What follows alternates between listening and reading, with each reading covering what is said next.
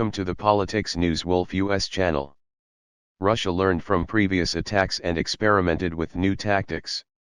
US officials say that as the conflict enters its second year, the Ukrainian military will face more challenges to regain territory from Russia. Ukraine's tactics when the conflict comes to a standstill. During the 10 months of the conflict, the Ukrainian army received significant support from the West, thereby intensifying its attacks on Russian logistics and ammunition depots, at the same time conducting counterattacks to regain territory. In the face of Russian attacks on critical energy infrastructure, Ukraine is still trying to consolidate its positions on the front lines. Nevertheless, the tide of the conflict is likely to change in the coming months as Russia improves its defense capabilities and mobilizes more forces on the battlefield. This would make it more difficult for Ukraine to regain the territories Russia controls. All of the above factors can cause the conflict in the second year to continue to come to a standstill, when neither side of the army was able to win significantly, despite the fierce fighting. I think it will be easier for Ukraine to consolidate control of existing areas than it is to launch attacks to gain other territories. We need to provide Ukraine with the training and equipment needed to do this, said Evelyn Farkas, the former senior Pentagon official said. Over the past 6 months, Ukraine says its forces have slowed the Russian advance in Donbass, regained territories in the northeast and Kherson, an important city in the south of Ukraine. However, Kiev also faced great losses of forces, weapons, and ammunition. In fact, in this conflict, the number of shells Ukraine uses in a week is even more than the amount that the US can produce in 1 month. Recently, senior Ukrainian officials have warned of the possibility of Russia launching a major attack. Still, some observers say Moscow's forces are not ready for any major battle in the next few months. Ukrainian officials say they plan to continue the counterattacks with a focus on the south, where Ukraine's military and political leadership believes it needs to achieve, before Russia once again regained control of this important territory. US officials said, Ukraine will likely avoid sending troops directly to Crimea, and will instead carry out covert operations aimed at disrupting Russia's vital supply of supplies, as well as airstrikes on Moscow's military positions on the peninsula. Ukrainian officials have told their US counterparts that limiting Russia's capabilities in Crimea is significant. If pressure on the Russian military is eased, it will allow Moscow to move more forces and defensive equipment from there to other areas. Ukraine is relying on US intelligence to locate Russian loopholes. Nevertheless, Ukraine's ability to strike against Russian bases and logistics is not enough to repel enemy troops from areas that it concentrates its forces.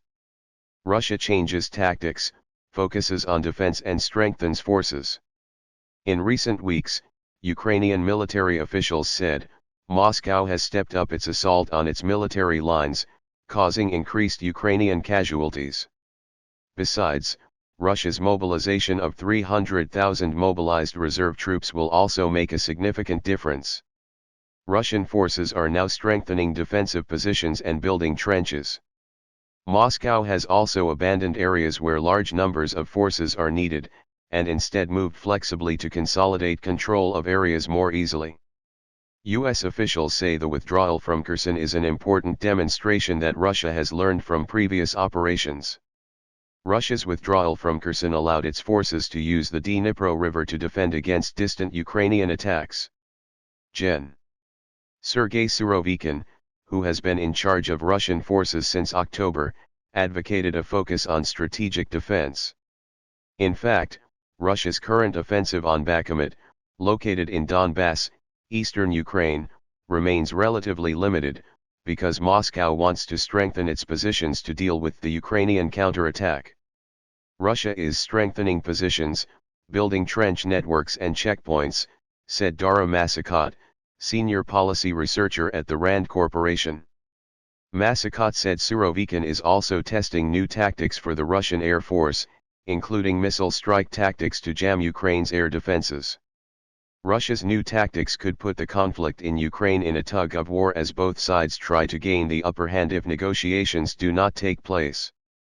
In some ways, The current conflict in Ukraine revolves around ammunition and arms supplies. Two basic needs can determine the success and failure of each party. This is a competition between the defense industries of the West and Russia, said Seth G. Jones. Will U.S. support help Ukraine break the deadlock?